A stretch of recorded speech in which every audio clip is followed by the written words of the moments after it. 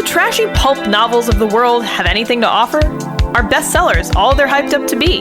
The Terrible Book Club explores whether or not you really can judge a book by its cover or its ridiculous synopsis. If you've ever seen a book and thought, ugh, who's reading this? We probably are.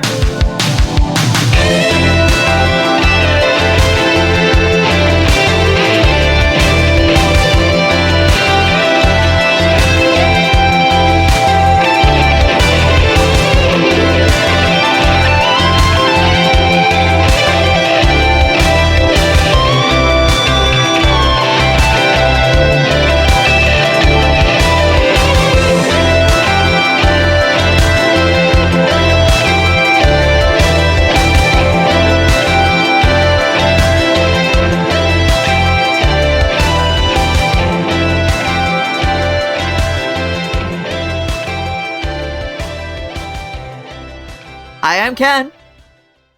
And I'm also D as well. Here. And this is Chris. Hi. And Paris. And this is Paris. And welcome to whatever the fuck number episode this is for Terrible Book Club. Or Antiques Freaks. Let's do both of our intros at the exact same time. Yeah, just play them over each other. Just Cue up Yearn. All right, and today we are back to our old haunt, right?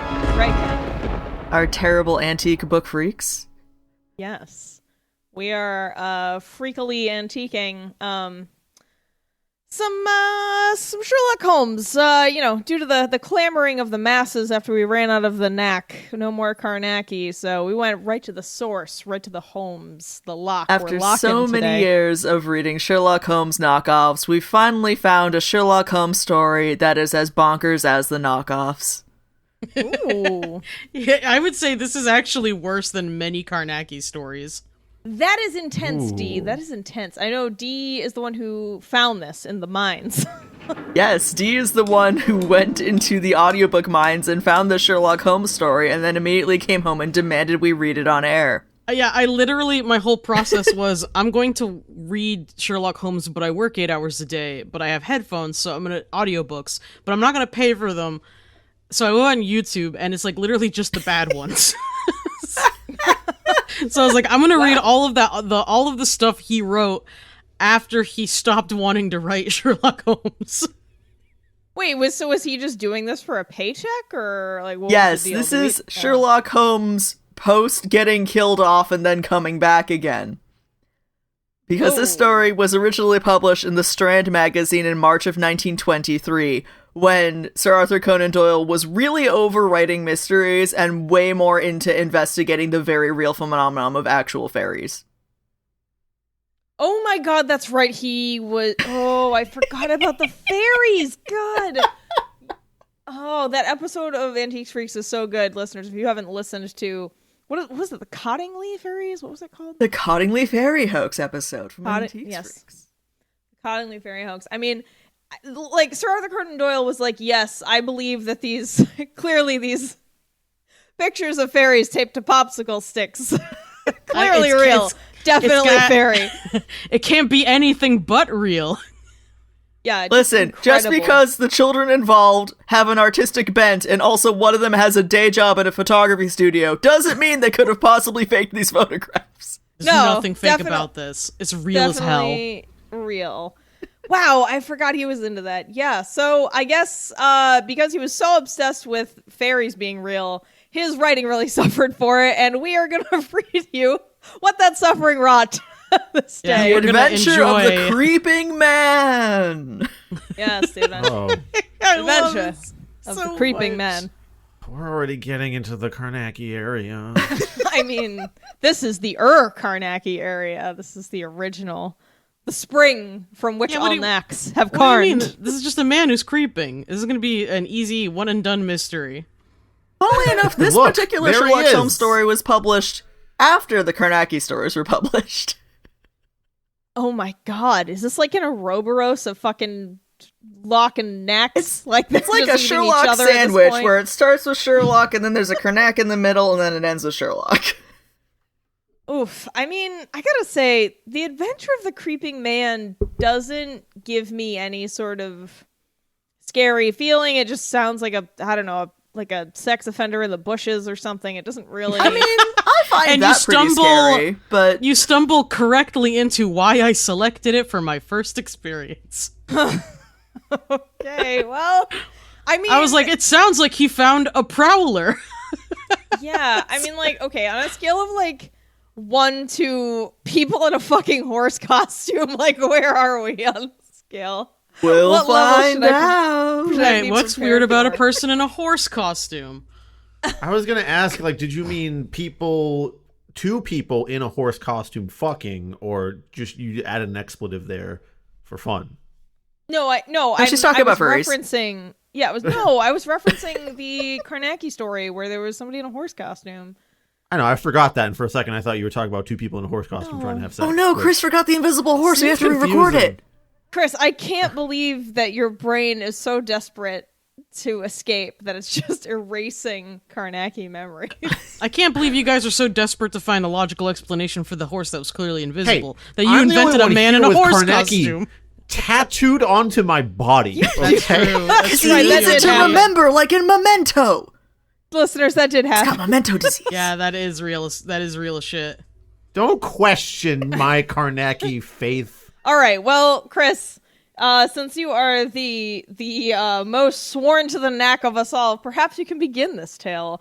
But before we start, Ken, would you like to educate everyone on our general rules and how we proceed? Indeed, we'll be reading this Eye of Aragon style, which means we will each take a turn reading until we either fuck up or crack up, at which point it passes to the next narrator. And heckling is strongly encouraged. Fantastic, thank you, sir. All right, Chris, why don't you get this lock going? All right. Mr. Sherlock Holmes was always of opinion that I should publish the singular facts connected with Professor Presbury, if only to dispel once for all the ugly rumors which some 20 years ago agitated the university and were echoed in the learned societies of London. There were, however, certain obstacles in the way, and the true history of this curious case remained entombed in the tin box which contains so many records of my friend's adventures. Now we have at last obtained permission to ventilate the facts. They're stinky, which formed one of the very last cases handled by Holmes before his retirement from practice. Even now, a certain reticence and discretion have to be observed in laying the matter before the public. It was one Sunday evening early in September of the year 1903 that I received one of Holmes' laconic messages. "Come at once if convenient. If inconvenient, come all the same. S.H." Just get your Very ass good. here. That's it. The relations between us in those latter days were peculiar. He was a man of habits, narrow and concentrated habits, and I had become one of them. He wished he could quit me. As an institution, I was like the violin, the shag What? tobacco, I'm sorry, the old sir. black pipe, What? the index books, and other, perhaps less excusable. I'm sorry. Can we just think about that sentence first? What, as an institution, I was like the Does anyone understand what is Yes. being said here? Sherlock Holmes is Holmes addicted to has his flesh. Sherlock Holmes requires certain things to help him think through problems, including playing the violin, smoking tobacco, looking up things in his index books, and also doing cocaine. Okay. Although, Who doesn't love a because spot I know of Sherlock cocaine? Holmes readers are going to jump down my throat for this, he only does cocaine when he doesn't have a case, because he needs something to occupy his brain. Wait, is shag tobacco makes sense. coke? No. No. Shag tobacco's tobacco. Others, perhaps less excusable. That's the cocaine. As in, I see. All right. Well, now that I understand, continue. when it was a case of active work and a comrade was needed upon whose nerve he could place some reliance, my role was obvious. But apart from this, I had uses. I was a whetstone for his mind. I stimulated him. Oh, Indeed. He liked to boy. think aloud in my presence. His remarks could hardly be said to be made to me. Many of them would have been as appropriately addressed to his bedstead. But nonetheless, having formed the habit, it had become in some way helpful that I should register and interject. If I irritated him by a certain methodical slowness in my mentality, that irritation served only to make his own flame-like intuitions and impressions flash up the more vividly and swiftly. Such was my humble role in our alliance. When I arrived at Baker Street, I found him huddled up in his armchair with updrawn knees, his pipe in his mouth and his brow furrowed with thought. It was clear that he was in the throes of some vexatious problem. With a wave of his hand, he indicated my old armchair, but otherwise, for half an hour, he gave no sign that he was aware of my presence. Then, with a start, he seemed to come from his reverie, and with his usual whimsical smile, he greeted me back to what had once been my home. "You will excuse a certain abstraction of mind, my dear Watson," said he. "Some curious facts have been submitted to me within the last 24 hours, and they in turn have given risen to some speculations of a more general character. I have serious thoughts of writing a small monograph upon the use of dogs in work of the detective." "But surely, Holmes, this has been explored," said I. "Bloodhounds, sleuthhounds."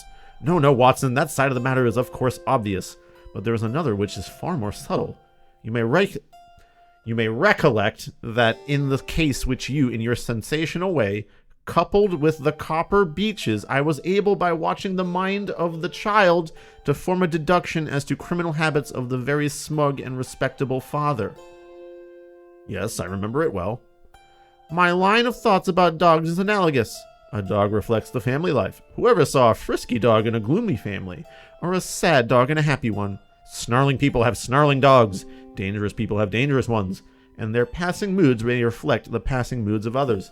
Good God, this is so... Dead ass! There is such a thing as a sleuth hound. This is painful. Oof. Did you ever just, call your friend over to your house to tell him about how dope dogs are? Yes. Dogs Have good. you considered they're all good, Holmes? I shook my head. "Surely, Holmes, this is a little far-fetched," said I. He had refilled his pipe and resumed his seat, taking no notice of my comment. "The practical application of what I have said is very close to the problem which I am investigating. It is a tangled skein, you understand, and I am looking for a loose end. One possible loose end lies in the question, why does Professor Presbury's wolfhound Roy endeavor to bite him?" Bad dog training habits in Victorian England? Because he's covered in ham. Next question. Yeah, Professor Presbury is made of ham. That is the answer. Are we all not made of ham? I mean, No. human ham, yeah. I'm made of jamon. Human. Iberico Humam. Humam. That's what I'm made of. Humam. I sank back in my chair in some disappointment. Was it for so trivial a question as this that had been summoned from my work? Yes. Holmes glanced across at me. "The same old Watson," said he. "You never learn that the gravest issues may depend upon the smallest things. But is it not, on the face of it, strange that a staid elderly philosopher, you've heard of Presbury, of course, the famous Camford physiologist, that such a man, whose friend has been his devoted wolfhound, should now have been twice attacked by his own dog? What do you make of it? The dog is ill. Sick. Well, that has to be considered, but he attacks no one else, nor does he apparently molest his master save on very special occasions." This sick dog keeps molesting me. Yeah, Only on special weird. occasions. Admittedly, he's extremely sick in a cool way, but this can't go on. I mean, he's like- got sunglasses and a backwards hat, and he can ride a skateboard, and he Yeah. has a car. But Kick flipped right into my grundle. Which special occasions? What, I mean, that's what I, like, It's is like there on a birthdays. Is there a timeline here? Is there like a time Picklemas. of day of the week, anything? Yeah, it's like the day after Thanksgiving. Yeah. Whitsunday. Yeah, when your hands smell like turkey and gravy. Yeah. Ham Sunday. Humam Sunday. Curious, Watson. Very curious. But young Mr. Bennet is before his time if that is his ring. I don't know what that means. I had hoped to have a longer chat with you before he came. Yeah, wait, what? Oh, I see. Mr. Bennett is ringing the bell. Okay, that was confusing. Oh. Yeah, I was like, who the fuck is Bennett in the ring? And then I looked at the picture and I was like, oh, I see a third person walking in the room. Thank you for clarification. There is a helpful picture and I still didn't get it. Well, it's not Etching really. of a person walking into a room to join Holmes and Watson. Ah. There was a quick step to the stairs, a sharp tap at the door, and a moment later the new client presented himself. He was a tall, handsome youth, about 30, well-dressed and elegant, but with something in his bearing which suggested the shyness of the student rather than the self-possession of the man of the world. He shook hands with Holmes and then looked with some surprise at me. This matter is very delicate, Mr. Holmes, he said. Consider the relation in which I stand to Professor Presbury, both privately and publicly. I really can hardly justify myself if I speak before any third person. Have no fear, Mr. Bennet. Dr. Watson is the very soul of discretion. I can assure you that this is a matter in which I am very likely to need an assistant. As you like, Mr. Holmes. You will, I am sure, understand my having some reserves in the matter. You will appreciate it, Watson, when I tell you that this gentleman, Mr. Trevor Bennet, is professional assistant to the great scientist, lives under his roof, and is engaged to his only daughter. Certainly we must agree that the professor has every claim upon his loyalty and devotion, but it may best be shown by taking the necessary steps to clear up the strange mystery. I hope so, Mr. Holmes. That is my one object. Does Dr. Watson know the situation? I have not had time to explain it. Then perhaps I had better go over the ground again before explaining some fresh developments. Hey, hang on a second. Can we just pause for a moment? So, you're telling me that this renowned detective is trying to figure out why this psychologist's dog has bit him twice? I don't understand why this is like we gotta get Sherlock on the thing case. that he needs to worry about. Why is this suspicious? Explain it, Paris. Somehow I don't think we have reached the point of the narrative wherein some of the mystery will be revealed, enough to tantalize us into reading further. You aren't hooked already? You don't want to know more about the dog bite case? The mysterious dog bite ouchie? I mean, I like wolfhounds, so yeah, I guess I'll stay. They're very good dogs. I will do so myself, said Holmes, in order to show that I have the events in their due order. The Professor, Watson, is a man of European reputation. His life has been academic. There has never been a breath of scandal. He is a widower with one daughter, Edith. He is, I gather, a man of very virile and positive, one might say combative character. So the matter stood until a very few months ago. One might almost say combative.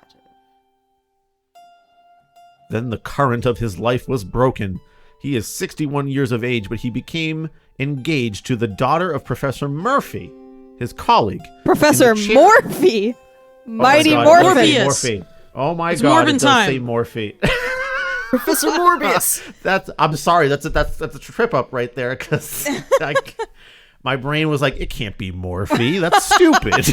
Yeah, that's why I was like, he's gonna say so Murphy. This was also my eyesight here, in which like I have the thing up on my screen, but unless I zoom in really hard, it's kind of hard for me to get every letter correct, and it does say Morphe. It's okay. Morphe. I only pointed it out because it was hilarious, not to make you feel bad. I mean, no, someone would have had to said Morphe later, so. Yeah. It's morphin' time. All right. It's morphin' time. It is morphin' time. All right, well, it's one of the Antiques Freaks now. Oh yeah, you're up. You or me? Oh, I'll go. I'm sorry. I had my window closed out and I had to reopen it. Where are we? Maybe I'll just go.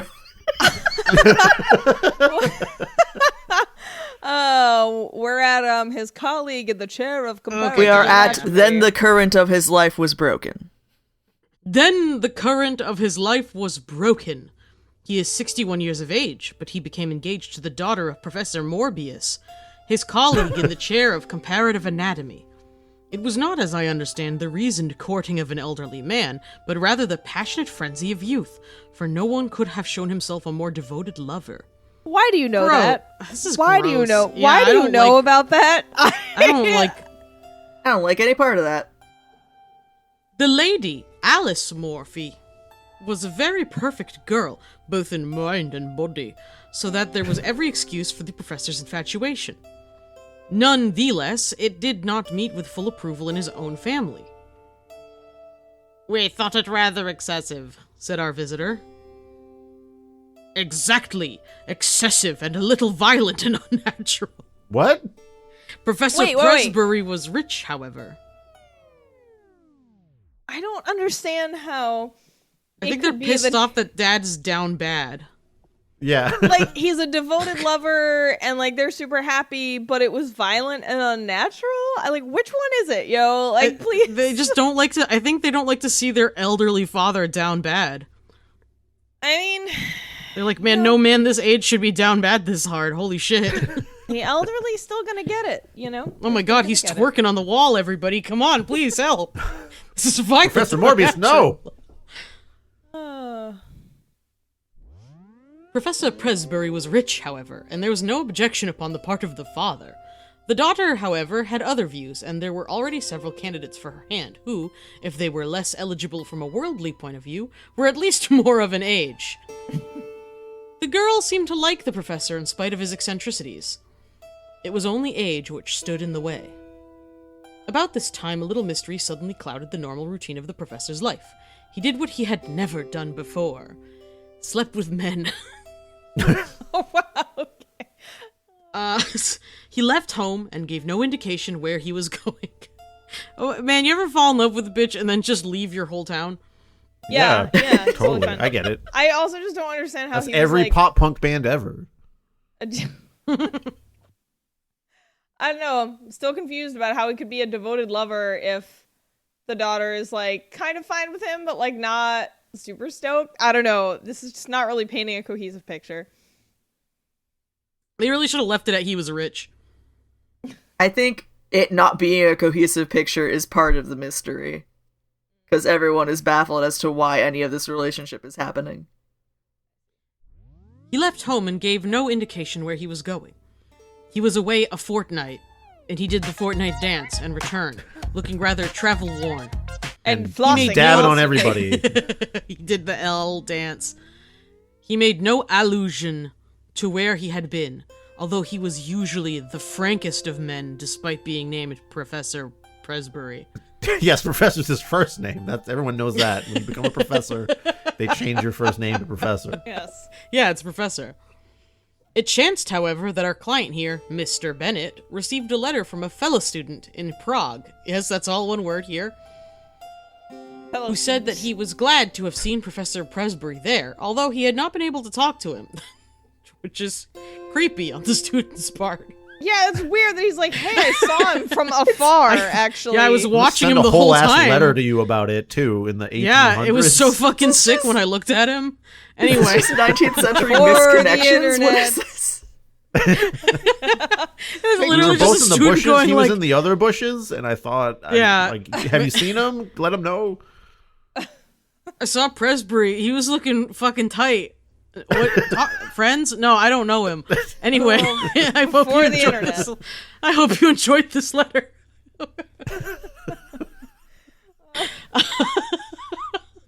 Only in this way did his own household learn where he had been. It's really funny. Shit. Is this a like crack we're scene? losing Because it D. seems Yeah, like yeah, we're not I'm sorry. continuing. We got D. I can't deal with the idea that someone sent his family a letter saying, like, fucking tight. Anyway, bye. You know, I gotta say, I did not think Yo, this where's that hottie guy? Man, he looks good. I did not Man, think I this would was the thing love to meet him someday. Like, imagine how terrified you would be if you got a letter like that. Like, bro, I saw your mom downtown. Anyway, what's her first name? Like,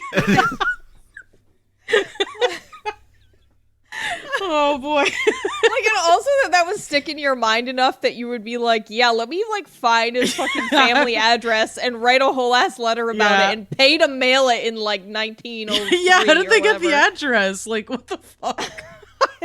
It's terrifying. Were they not already acquainted with the family and just didn't have the opportunity to say hello to him in the street, is I think what they were implying? Maybe, yeah. Did not make that clear enough.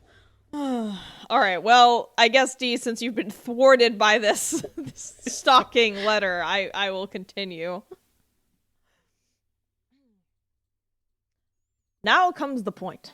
From that time onward, a curious change came over the professor. He became furtive and sly. I already fucked up. Furtive and Sly instead of sly. Sly as Well, a little mongoose. I made it 3 half sentences. So Well, I don't know why I looked at Sly and went sly. You threw the game, didn't you, Paris? Oh, I'm so sorry. Now comes the point. From that time onward, a curious change came over the professor. He became furtive and sly. Those around him had always the feeling that he was not the man that they had known, but that he was under some shadow which had darkened his higher qualities. His intellect was not affected. His lectures were as brilliant as ever, but always there was something new, something sinister and unexpected. His daughter, who was devoted to him, tried again and again to resume the old relations, and to penetrate this mask which her father seemed to have put on. You, sir, as I understand, did the same, but all was in vain. And now, Mr. Bennet, tell in your own words the incident of the letters. You must understand, Dr. Watson, that the professor had no secrets from me. If I were his son or his younger brother, I could not have more completely enjoyed his confidence. As his secretary, I handled every paper which came to him, and I opened and subdivided his letters. Shortly after his return, all this was changed. He told me that certain letters might come to him from London which would be marked by a cross under the stamp. These were to be set aside for his own eyes only. I may say that several of these did pass through my hands, that they had the EC mark and were in illiterate handwriting. A what? Illiterate handwriting? How does one get illiterate handwriting? That's a great question. Yeah. I'm also confused by, he said that they had a cross under the stamp, but then he says the EC mark? What? I don't know. Okay. All right. The extra cool mark. That's what Yep. the cross Yeah, fucking, yeah. is. Only for gotta be. extra cool guys. Extra cool mark. If he answered them at all, the answers did not pass through my hands, nor into the letter basket in which our correspondence was collected. And the box, said Holmes. Ah yes, the box. The professor brought back a little wooden box from his travels. It was the one thing which suggested a continental tour, for it was one of those quaint carved things which one associates with Germany. This he placed in his instrument cupboard. Only Germany makes quaint carved things. Only. Yeah. I'm assuming it's a Wood. cuckoo clock. That's it. One day, in looking for a cannula, I took up the box. To my surprise, he was very angry and reproved me in words which were quite savage for my curiosity. It was the Put the first time... fucking box down. Put that fucking... You want to fuck your wife, you my little dick cuckold? is in Put the there. box Please. down. Little piece of shit, put it down. Wait, dude, why was he looking for a cannula? Is it? I thought it was a cannula. Cannula? Why would... I don't know what it is that? at all. What is, Well, is that like 'cause a, it's a vampire can? No, it's like a catheter, right? Isn't that a catheter? What? Well, yeah. Paris, I- he's not just walking around the house like, where's the catheters? No, I swear I to know they're God. in here somewhere. With two ends, it's Where's a your catheter. catheter drawer? Oh, maybe With that's... one end, it oh. is also a catheter. Yeah. A So tube what that the can be fuck? inserted in, okay, it's not just a catheter, it's a tube that can be inserted into the body. So maybe he just needed a catheter. Oh, I they don't- needed it to do the coke. Because it says it can go in the Oh, nose. to snort Maybe the that's... coke. Yeah, maybe natch, that's- The natch. professor's not doing cocaine. Sherlock's doing cocaine. Then... Everyone's doing cocaine. That's true. I mean, it's not like he was like... I know he was just a psychiatrist, right? He wasn't like a body, like a physician, a body doctor. He's a body physician. That's what I was doctor. trying to say.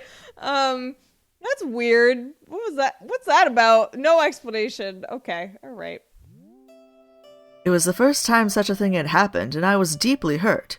I endeavored to explain that it was a mere accident that I had touched the box, but all the evening I was conscious that he looked at me harshly, and that the incident was rankling in his mind. Mr. Bennet drew a little diary book from his pocket. That was on July 2nd, said he. Was the diary entry like July 2nd? Man, he really fucking flipped out at me today because I July touched the 2nd. box. I got yelled at. I was just looking for the catheter drawer and he yelled at me in. He yelled at me. You are certainly an admirable witness, said Holmes. I may need some of these dates which you have noted.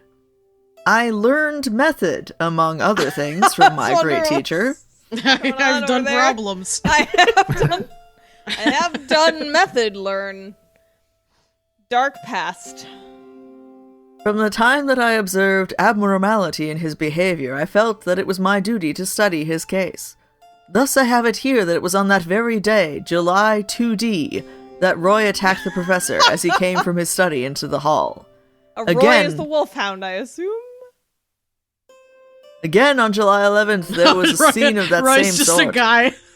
yeah, I was like, Roommate. gonna guess that's the dog. Roy They went said his totally name was fucking Roy ape earlier. shit on his ass. And then I have a note of yet another upon July 20th. After that, we had to banish Roy to the stables. He was a dear, affectionate animal, but I fear I weary you. Banished. Mr. Bennet spoke in a tone of reproach, for it was very clear that Holmes was not listening.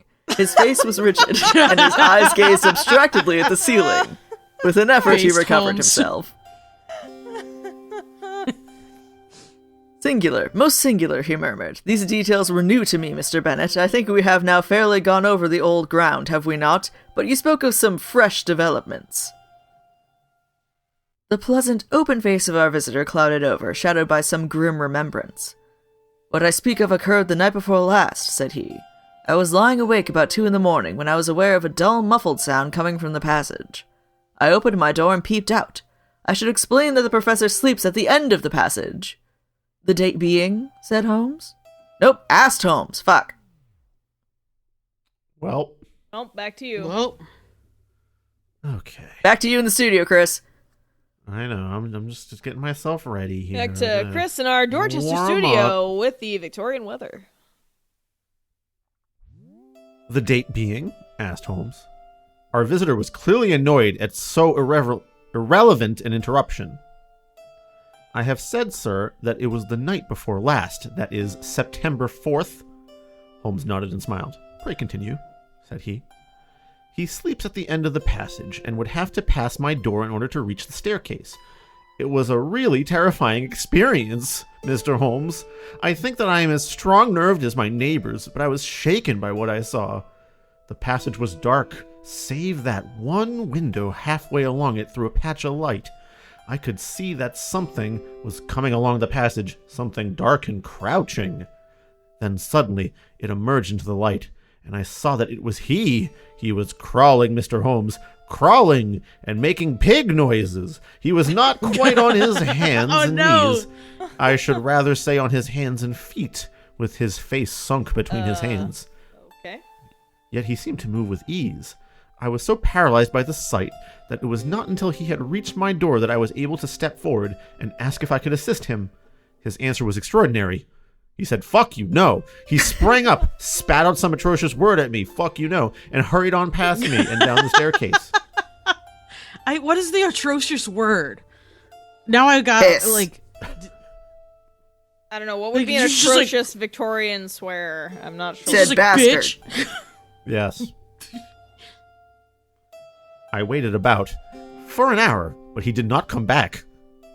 It must have been daylight before he regained his room. "Well, Watson, what make you of that?" asked Holmes with the air of the pathologist who presents a rare specimen.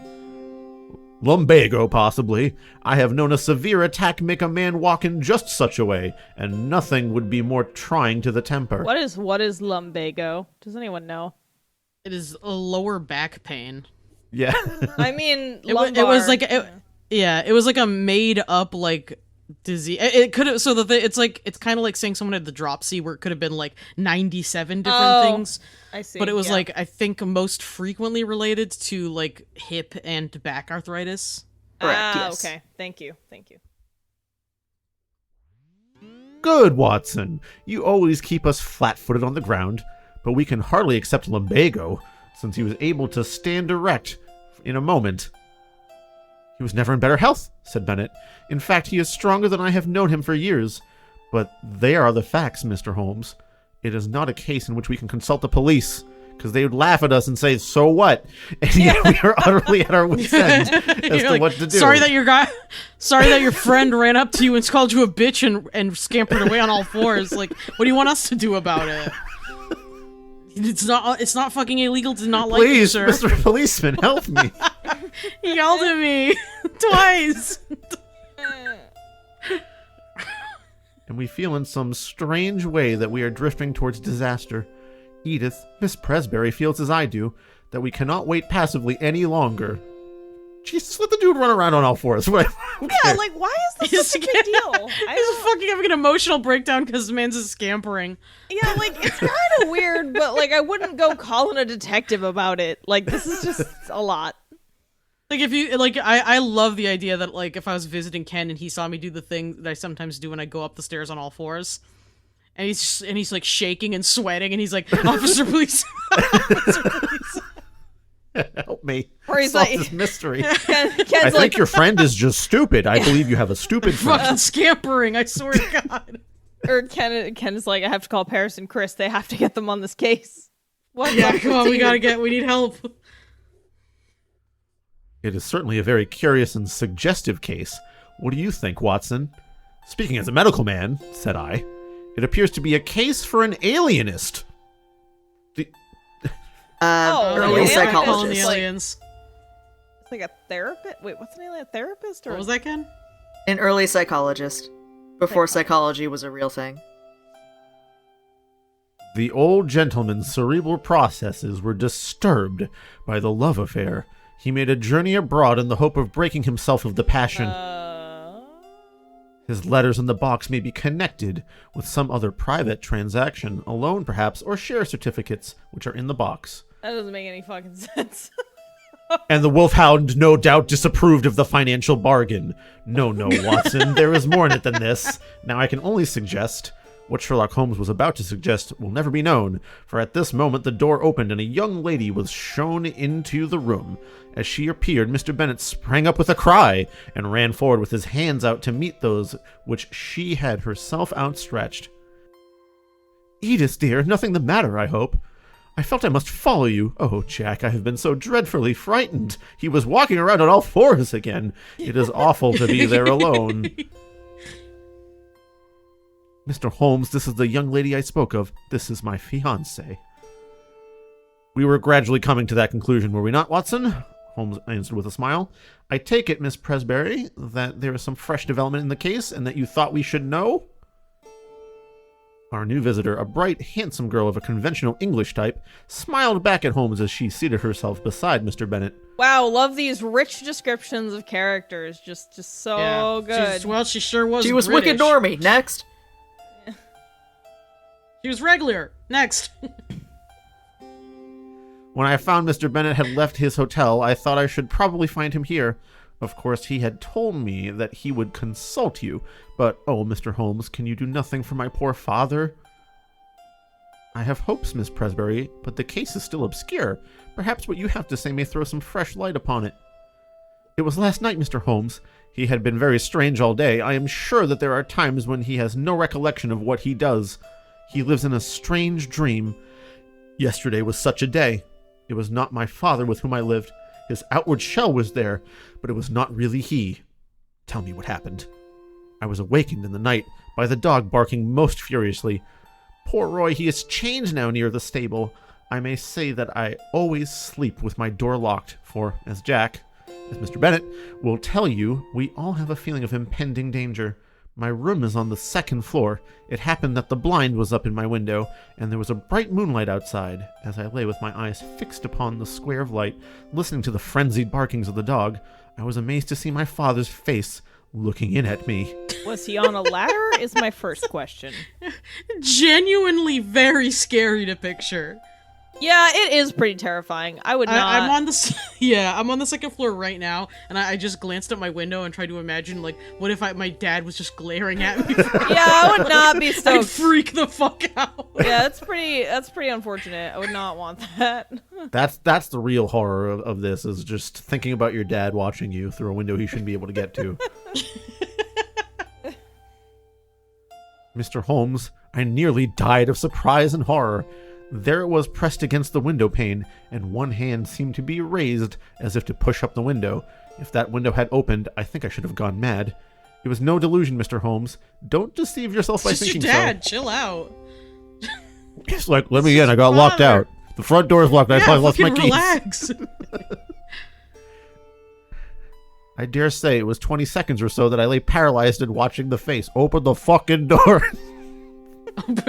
Bitch. Then That's it why he keeps vanished. yelling bitch at everyone. Then it vanished, but I could not spring out of bed and look out after it. I lay cold and shivering till morning. At breakfast, he was sharp and fierce in manner. "Why didn't you open the door?" And made no allusion to the adventure of the night. Neither did he, but I gave an excuse for coming to town, and here I am.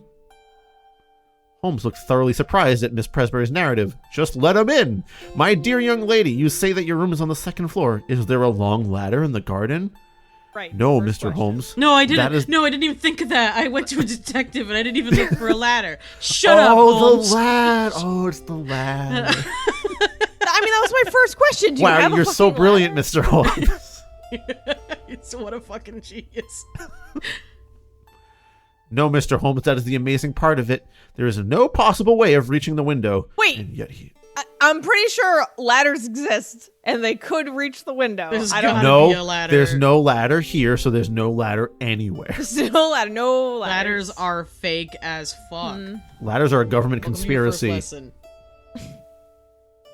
And yet he was there.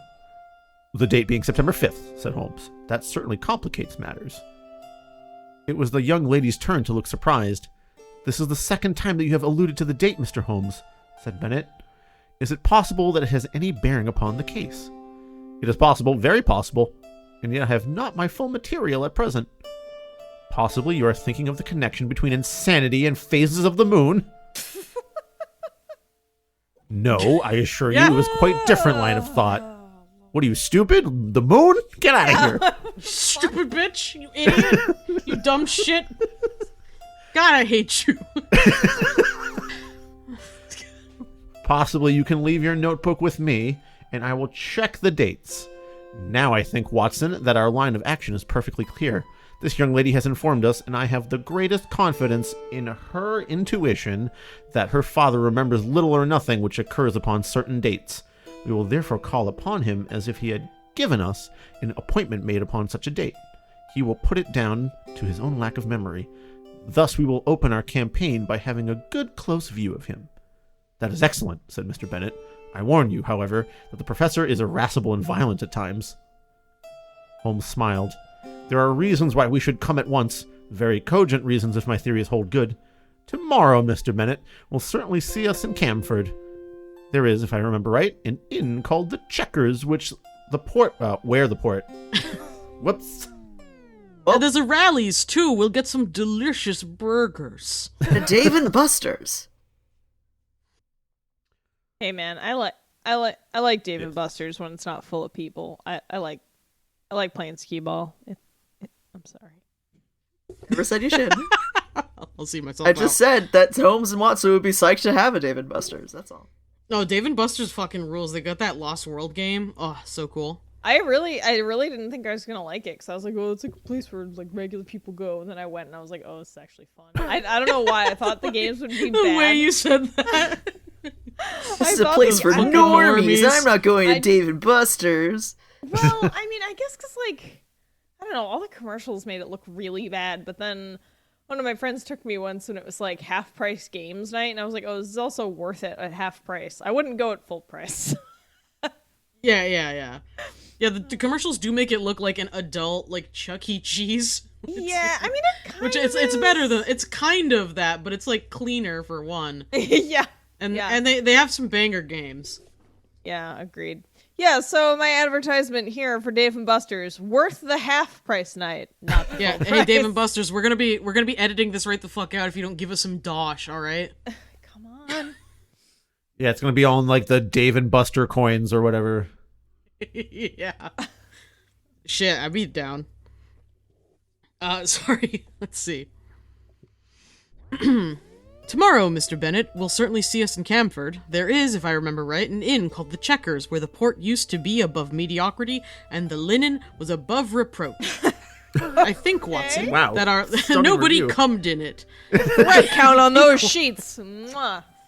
Egyptian cotton. I think, Watson, that our lot for the next few days might lie in less pleasant places. Monday morning found us on our way to the famous university town, an easy effort on the part of Holmes, who had no routes to pull up, but one which involved frantic planning and hurrying on my part, as my practice was by this time not inconsiderable. Holmes made no allusion to the case until after we had deposited our suitcases at the ancient hostel of which he had spoken. I think, Watson, that we can catch the professor just before lunch. He lectures at 11 and should have an interval at home. What possible excuse have we for calling? Holmes glanced at his notebook. There was a period of excitement upon August 26th. We will assume that he is a little hazy as to what he does at such times. If we insist that we are there by appointment, I think he will hardly venture to contradict us. Have you the effrontery necessary to put it through? Easy, Watson. We'll lie. We can but try. Excellent, Watson.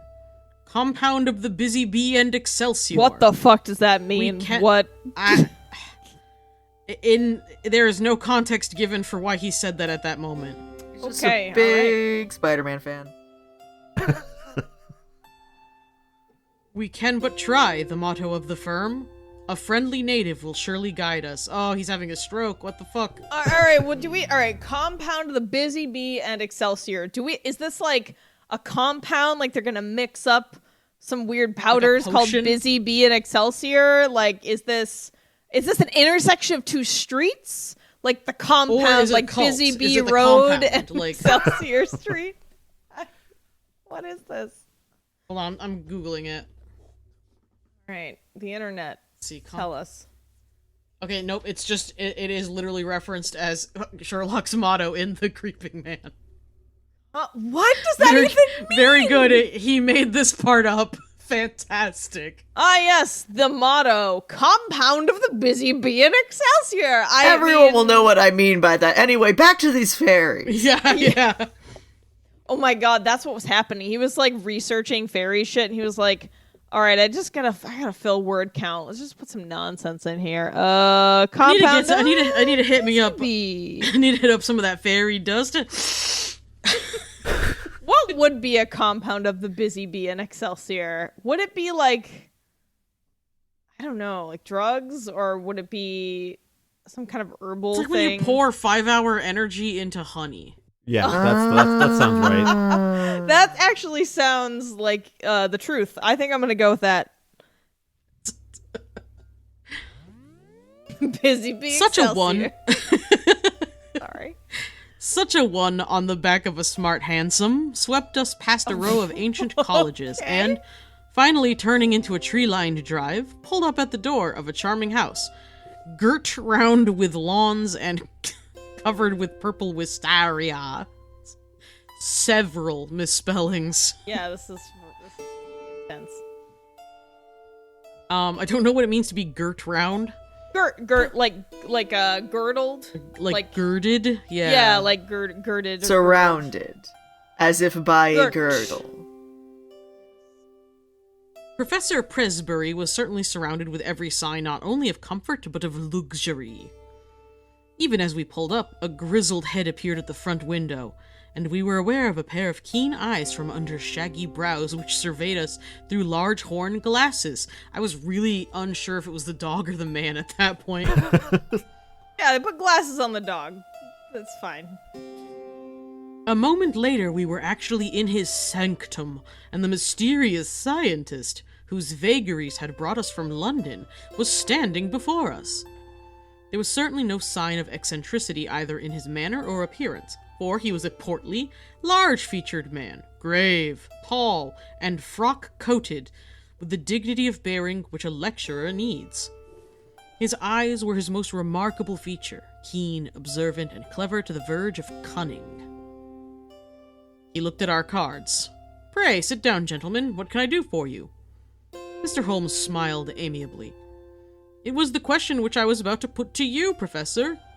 "To me, sir."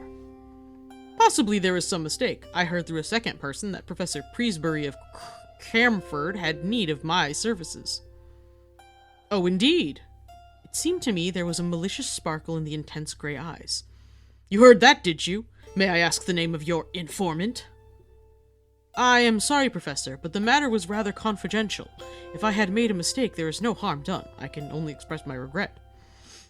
"Not at all. I should wish to go further into this matter. It interests me. Have you any scrap of writing, any letter or telegram to bear out your assertion?" "No, I have not." "I presume that you do not go so far as to assert that I summoned you?" "I would rather answer no questions," said Holmes. I plead the fifth. That doesn't exist yet or here, but I plead the fifth. No, I dare say not, said the professor with asperity. However, that particular one can be answered very easily without your aid. He walked across the room to the bell. Our London friend, Mr. Bennet, answered the call. Come in, Mr. Bennet. These 2 gentlemen have come from London under the impression that they have been summoned. You handle all my correspondence. Have you a note of anything going to a person named Holmes? No, sir, Bennet answered with a flush. That is conclusive, said the professor, glaring angrily at the... Indeed. Angrily. Okay, before we move on to Paris here, am I to understand that Holmes' whole plan was to go in here and say, yeah, you called for us? And that's as far as he got? Yes. He was like, real this stupid. guy's... He got to the point where he's like, this guy's fucked up as hell. And, and then he walked in and he was just fucked up in a different way than he was expecting. Okay, just wanted to make sure that Holmes didn't think like 4 steps ahead like he's supposed to, I thought. All right, whatever. No, this is lazy Sherlock Holmes, which is like... It's like, let's just go over there. I don't know. We'll just show up. just lie and it'll be fine. Something will happen. I don't know. We'll see. That's the worst that'll happen. You know. No. Ahem. That is conclusive, said the professor, glaring angrily at my companion. Now, sir, he leaned forward with his 2 hands upon the table. It seems to me that your position is a very questionable one. Holmes shrugged his shoulders. Whatever, man. I can only repeat that I am sorry that we have made a needless intrusion. Hardly enough, Mr. Holmes, the old man cried in a high, screaming voice with extraordinary malignancy upon his face. He got between us and the door as he spoke, and he shook his 2 hands at us with furious passion. You can hardly get out of it so easily as that. His face was convulsed, and he grinned and gibbered at us in his senseless rage. I am convinced that we should have had to fight our way out of the room if Mr. Bennet had not intervened. I really want to point out to the listeners that there's a picture here of like, I'm assuming the professor just standing with like his arms over his head in like classic I'm a monster arg pose. Like, yeah, he's like he's making himself big to scare him off. My dear professor, he cried, consider your position. Consider the scandal at the university. Mr. You can't Holmes go raw at people. Mr. Holmes is a well-known man. You cannot possibly Stop treat roaring. him with such discourtesy. Sulkily, our host, if I may call him so, cleared the path to the door. We were glad to find ourselves outside the house and in the quiet of the tree-lined drive. Holmes seemed greatly amused by the episode. Oh, our sick That shit was almost hilarious. killed us. Did you see him? He went raw. He's about to fucking slap my face apart. You see this? Our learned friend's nerves are somewhat out of order, said he. Perhaps our intrusion was a little crude, and yet we have gained that personal contact which I desired. But, dear me, Watson, he is surely at our heels. The villain still pursues us. There were the sounds of running feet behind, but it was, to my relief, not the formidable professor, but his assistant, who appeared round the curve of the drive. He came panting up to us. I am so sorry, Mr. Holmes. I wished to apologize.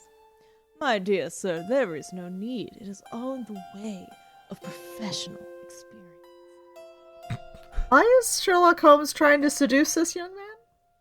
No, he's stoned out of his mind and an idiot. That is the voice I'm going for.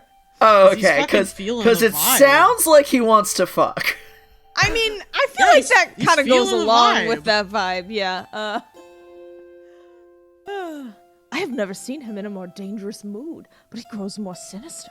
You can understand now why his daughter and I are alarmed, and yet his mind is perfectly clear. Too clear, said Holmes.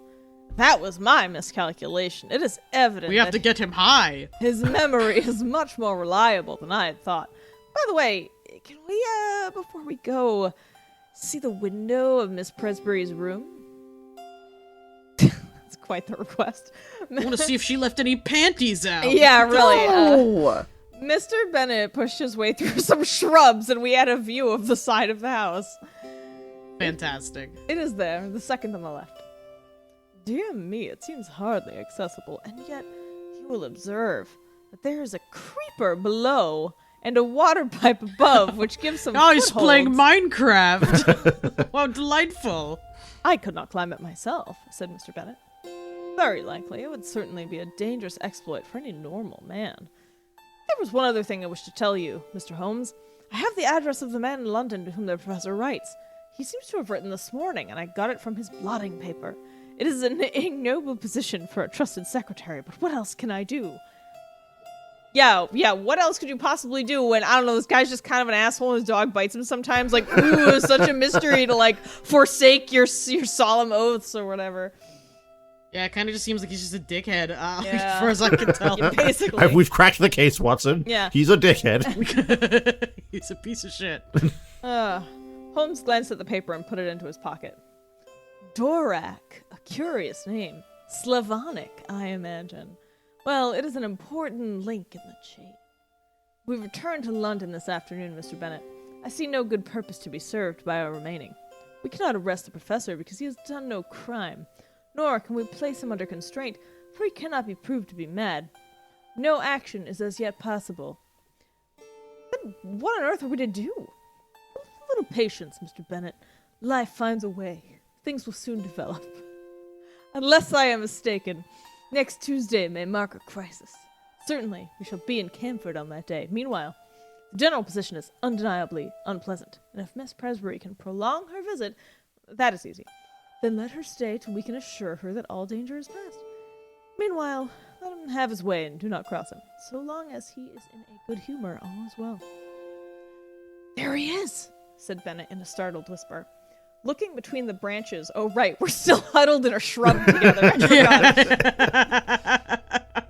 We saw the tall, erect figure emerge from the hall door and look around him. He stood, leaning forward, his hands swinging straight before him, like in Thriller, his head turning from side to side. The secretary... My god, he's doing the mash! Yeah. The secretary with a last wave slipped off among the trees, and we saw him presently rejoin his employer, the two entering the house together in what seemed to be animated and even excited conversation. I expect the old gentleman has been putting two and two together, said Holmes as we walked hotelward. He struck me as having a particularly clear and logical brain from the little I saw of him. Explosive, no doubt, but then from his point of view, he has something to explode about if detectives are put on his track and he suspects his own household of doing it. I rather fancy that friend Bennet is in for an uncomfortable time. Holmes stopped at a post office and sent off a telegram on our way. The answer reached us in the evening, and he tossed it across to me. Have visited the commercial road and seen Dorak, suave person, bohemian, elderly, keeps large general store, Mercer. just the facts. That's telegram voice. Mercer is since your time, said Holmes. He is my general utility man who looks up routine business. What the fuck is he saying half the time? I read these sentences, I'm like, what is happening? Oh, it was important to know something of the man with whom our professor was so secretly corresponding. His nationality connects up with the Prague visit. Oh, no! I found a random man from Prague. I've done it, I have. He's got kind of a Slavic name. It must be a connection. Oof. Thank goodness that something connects with something, said I. At present, we seem to be faced by a long series of inexplicable incidents with no bearing upon each other. It's almost like we shouldn't even be bothering because there is no case. For example, what possible connection can there be between an angry wolfhound and a visit to Bohemia, or either of them with a man crawling down a passage at night? As to your dates, that is the biggest mystification of all. Holmes smiled and rubbed his hands. We were, I may say, seated in the old sitting room of the ancient hotel, with a bottle of the famous vintage of which Holmes had spoken on the table between us. Well now, let us take the dates first, said he, his fingertips together and his manner as if he were addressing a class. This excellent young man's diary shows that there was trouble upon July 2D, and from then onward it seems to have been at 9-day intervals, with, so far as I remember, only one exception. Thus, the last outbreak upon Friday was on September 3D, which also falls into the series, as September, in August... now in 3D! As in August 26th, which preceded it. The thing is beyond coincidence. I was forced to agree.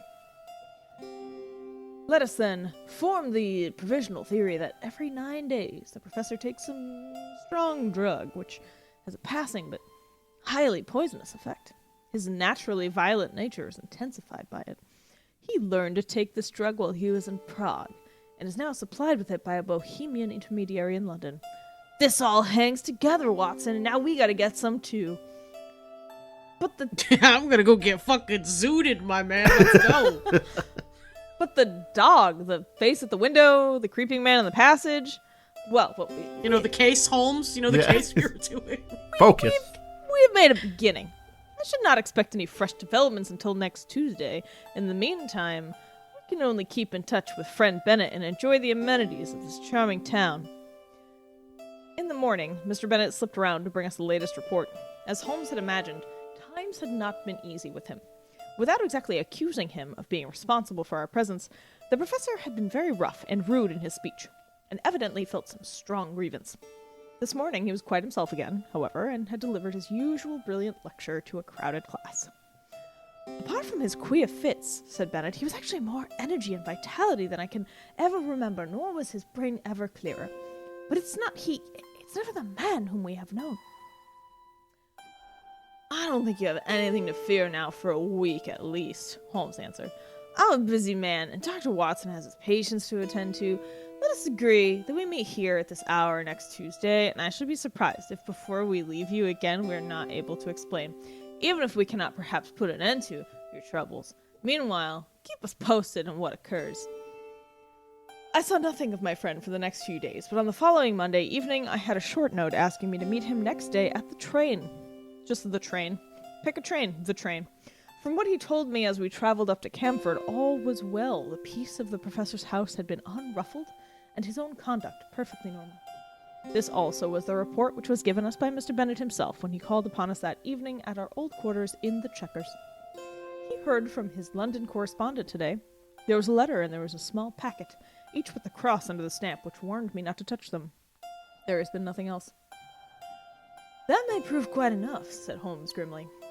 Now, Mr. Bennett, we shall, I think, come to some conclusion tonight. If my deductions are correct, we should have an opportunity of bringing matters to a head.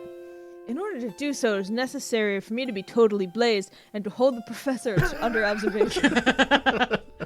I would suggest, therefore, that you remain awake. I gotta hit up some of that fucking premium Zaza first, and on the lookout. Should you hear him pass your door, do not interrupt him, but follow him as discreetly as you can, because I will be too blitzed to do so.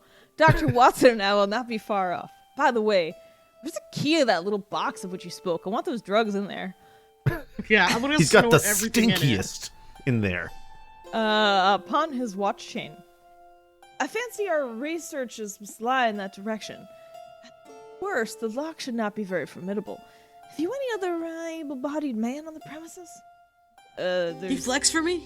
There's the coachman. How's he look without a shirt on? There's the coachman. You look good? McPhail. Where does he sleep? Over the stables? I'm going there right now. We might possibly want him. Well, we can do no more until we see how things develop. Goodbye, but I expect we shall see you before morning. Wink.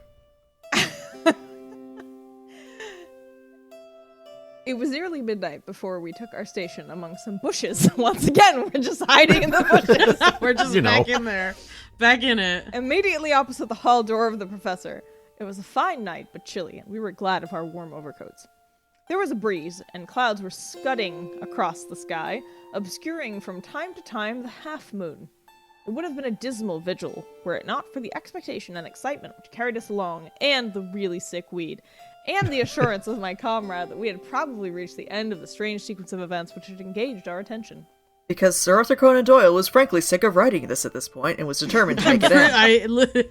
This whole paragraph, like, the story's almost over, don't worry. Hang in there, kids! If the cycle of 9 days holds good, then we shall have the professor at his worst tonight, said Holmes. The fact that these strange symptoms began after his visit to Prague, that he is in secret correspondence with a Bohemian dealer in London who presumably represents someone in Prague, and that he received a packet from him this very day, all point in one direction. What he takes and why he takes it are still beyond our ken, but that it emanates in some way from Prague is clear enough. Because the package is from fucking Prague, probably. He takes it under definite direction. It's definitely from Prague. I know that. He takes it under definite directions which regulate this ninth-day system, which was the first point which attracted my attention. But his symptoms are most remarkable. Did you observe his knuckles? I had to confess that I had You got not. a kid now? Thick and horny in a way which is quite new. in my Hell yeah. experience. Hell yeah, Hell Mr. yeah. Holmes. Trust me, it's new the first time, but then after that, it's all you want. Always look at the hands first, Watson. Then cuffs, trouser knees, and boots. All very thick and horny, let me tell you. Yeah, I'm thick and horny about all of it, Watson. Very curious knuckles, which can only be explained by the mode of progression observed by... Holmes paused and suddenly clapped his hand to his forehead. Oh, Watson, Watson, what a fool I've been. I'm a fucking idiot. It seems incredible. I'm stupid as shit, Watson. And yet it must be true. All points in one direction. How could I miss seeing the connection of ideas, man? Those knuckles, how could I pass those knuckles and the dog and the ivy? It's surely time that I disappeared into that little farm of my dreams. Jesus. Fuck. I'm gonna Even die Sherlock now, Holmes- Watson. I gotta die. Sherlock Holmes within the story is like, please, I want it to be over. Can I go, please? I want to be dead. I want to die. Please, I want to go to the farm. I don't want to be Look I around want to go anymore. to that farm. Look out, Watson. Here he is. We shall have the chance of seeing for ourselves. I just want to say that I fucking nailed that this guy is just like a weird stoner in this story. The hall door had slowly opened, and against the lamplit background, we saw the tall figure of Professor Presbury. He was clad in his dressing gown. As he stood outlined in the doorway, he was erect, but leaning forward with dangling arms, as when we saw him last. He heard what you said about him being thick and all. He's ready. Now he stepped forward into the drive, and an extraordinary change came over him. He sank down into a crouching position and moved along upon his hands and feet, skipping every now and then as if he were overflowing with energy and vitality. He moved along the face of the house and then round the corner. As he disappeared, Bennett slipped through the hall door and softly followed him. "Come, Watson, come!" cried Holmes. And we stole as softly as we could through the bushes until we had gained a spot whence we could see the other side of the house, which was bathed in the light of the half-moon. The professor was clearly visible, crouching at the foot of the ivy-covered wall. As we watched him, he suddenly began with incredible agility to ascend it. From branch to branch he sprang, sure of foot and firm of grasp, climbing apparently in mere joy at his own powers, with no definite object in view. With his dressing gown flapping on each side of him... Wait, is he like buck-ass naked under that dressing Oh, gown? Oh, yeah, you you bet. know. He looked like some huge bat glued against the side of his own house, a great square dark patch upon the moonlit wall. Presently he tired of this amusement, and dropping from branch to branch, he squatted down into the old attitude and moved towards the stables, creeping along in the same strange way as before. The wolfhound was out now, barking furiously, and more excited than ever when it actually caught sight of its master. It was straining on its chain and quivering with eagerness and rage. The professor squatted down very deliberately, just out of reach of the hound, and began to provoke it in every possible way. Fuck. Did this guy just like take some arthritis medication? Now he's just hopping around happily going like, yeah, I can move again, and everyone's flipping the fuck No, out. he clearly my wants. joints. No, he clearly is dating a younger woman and probably wanted like vigor, or vitality potion or whatever. And then what he got actually turned him into like a raging asshole. He got That's those my boner guess. pills. That's my guess. Yeah, bad. Was bad too much boner pills. InfoWars and decided to go for the brain supplements. Yes, correct. All right, but I read two words out of order, so it is someone else's turn. Oh, Take some, Ken. The professor squatted down very deliberately just out of reach of the hound and began to provoke it in every possible way.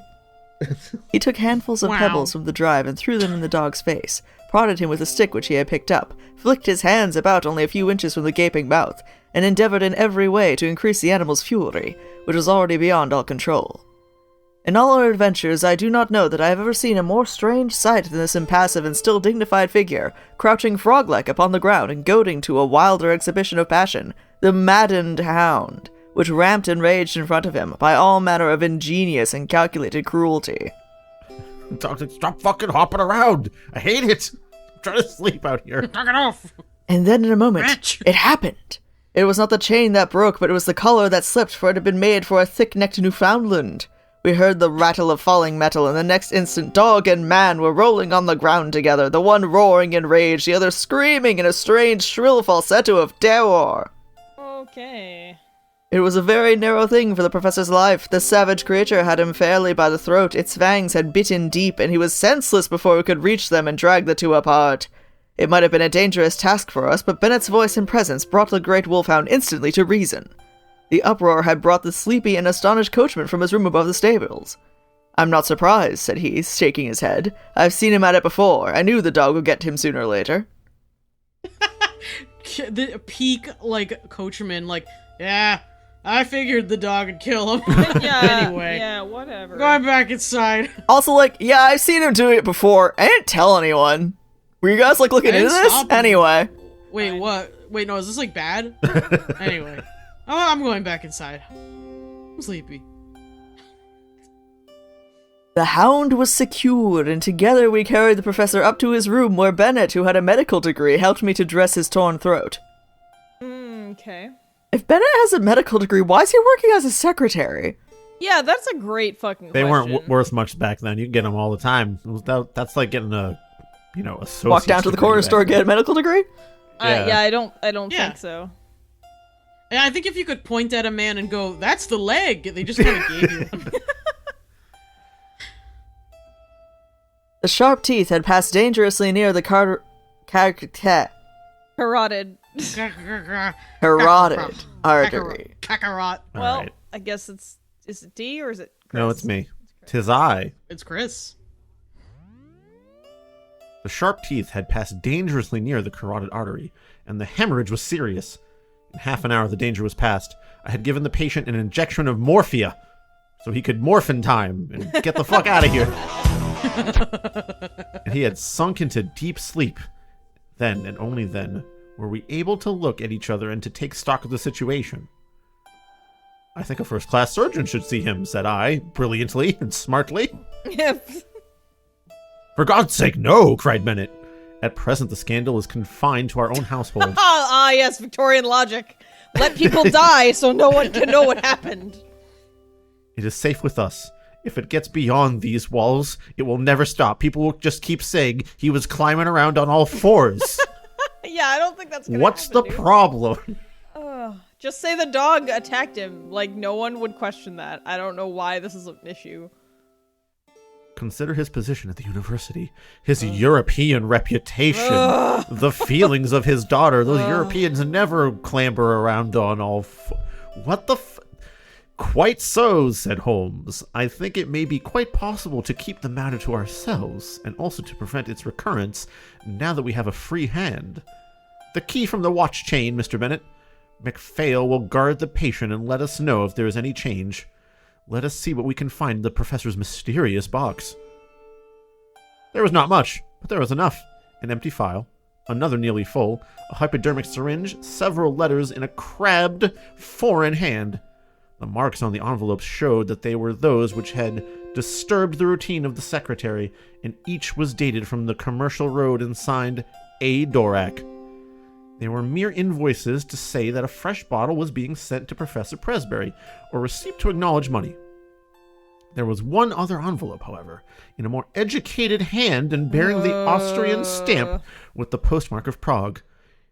"Here we have our material," cried Holmes as he tore out the enclosure. He just rips the box apart. Giving no fucks. Okay. "Honored colleague," it ran. "Since your esteemed visit, I have thought much of your case, and though in your circumstances there are some special reasons for the treatment, I would nonetheless enjoin caution, as my results have shown that it is not without danger of a kind. It is possible that the serum of anthropoid would have been better. I have, as I explained to you, used black-laced langur because a specimen was accessible. Langur is, of course, a crawler and climber, which anthropoid walks erect and is in all ways nearer. I beg you to take every possible precaution that there be no premature revelation of the process. I have one other client in England, and Dorak is my agent for both.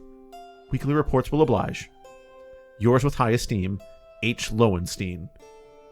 Lowenstein. The name brought back to me the memory of some snippet from a newspaper which spoke of an obscure scientist who was striving in some unknown way for the secret of rejuvenescence and the elixir of life. Lowenstein of Prague. Lowenstein, with the wondrous strength-giving serum, tabooed by the profession because he refused to reveal its source. In a few words, I said what I remembered. Bennett had taken a manual of zoology from the shelves. Langer, he read, the great black-faced monkey of the Himalayan slopes, biggest and most human of climbing monkeys. Many details are added. Well, thanks to you, Mr. Holmes, it is very clear that we have traced the evil to its source. I love how he was like, I don't want to fucking write the story anymore. Many details are added. I'm done. Cut print. The real source, said Holmes, lies, of course, in that untimely love affair which gave our impetuous professor the idea that he could only gain his wish by turning himself into a younger man. Ooh, who was right? Trying to get that adrenochrome. Yeah. When one tries to rise above He nature, ate like 9 babies. one is liable to fall below it. The highest type of man may revert to the animal if he leaves the straight road of destiny. What the fuck does that even... Oh, I hate this. He sat musing for a little with the file in his hand, looking at the clear liquid within. When I have written to this man and told him that I hold him criminally responsible for the poisons which he circulates, we will have no more trouble. Oh yeah, I'm sure he'll give a shit about you writing him a letter saying, you're criminally responsible. But it may recur. Others may find a better way. There is danger there.